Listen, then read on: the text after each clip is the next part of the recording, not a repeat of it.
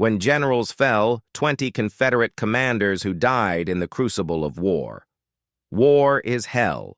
William T. Sherman. But for these men, command meant standing in the inferno. Forget distant war rooms. In the Civil War, generals led from the saddle, breathing gunpowder, bleeding beside their men. They faced bullets, blunders, and brutal twists of fate. These are not just names on a monument. These are the stories of how they fell. The opening shots. First to fall. Robert Garnett, the unlucky pioneer. July 13, 1861, Corix Ford, Virginia. Leading a desperate rearguard action, a Union bullet tore through his back. History's grim title, First General Killed in the War. Age 41. Benjamin McCulloch, the scout who scouted too close. March 7, 1862, Pea Ridge, Arkansas. The legendary frontiersman pushed into fog-shrouded woods to see the enemy. A Union marksman saw him first. A single shot to the chest ended it. Age 50. Fog of war and friendly fire. Felix Zollicoffer.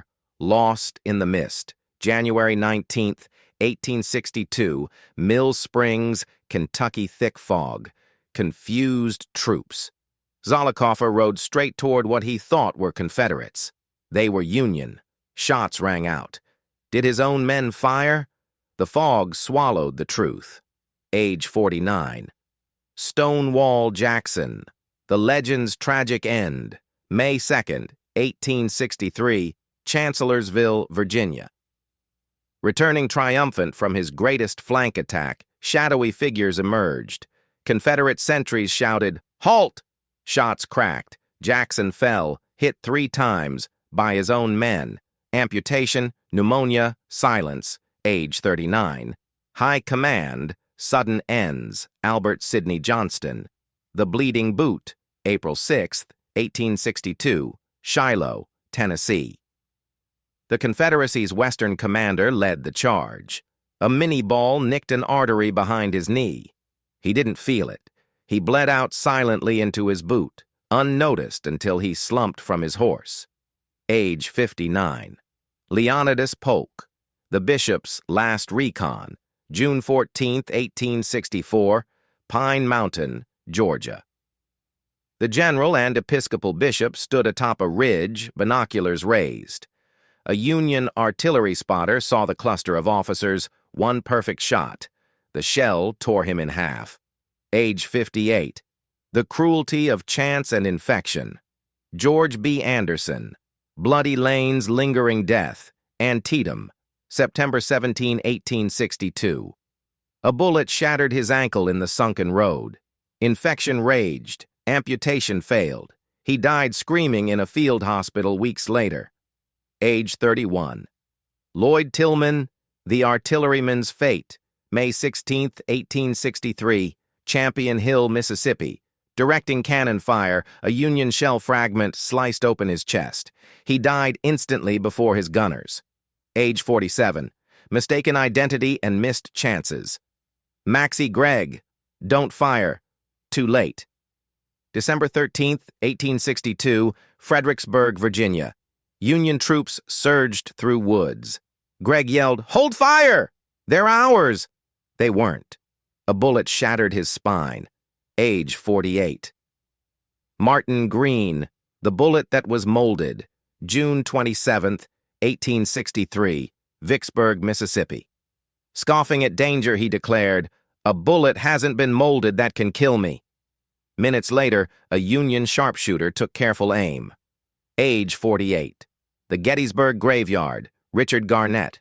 Cousin's Curse, July 3, 1863, Gettysburg, Pennsylvania. Feverish wounded, he insisted on leading Pickett's charge. Within 20 yards of the wall, a bullet exploded his skull as he waved his hat. Body lost. Age 45. Paul Semmes. Wheatfield Infection. July 2, 1863, Gettysburg, Pennsylvania.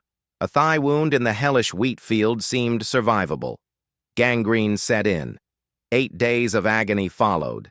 Age 48. The war's relentless toll. Quickfire, Fate for Impact. 13.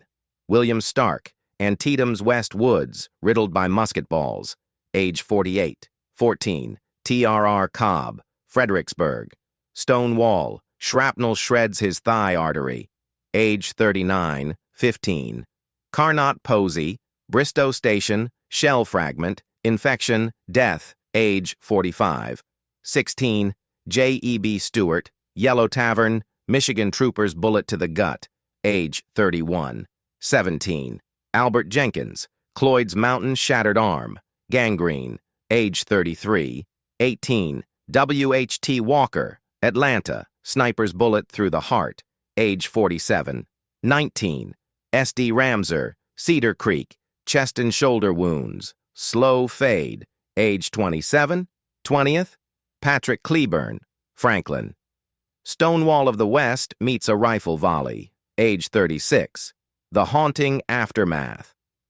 They weren't just commanders, they were men. Men who gambled their lives on the battlefield, sharing the mud, blood, and bullets with their soldiers. Some fell to valor, others to blunder, many to the indifferent cruelty of lead and infection.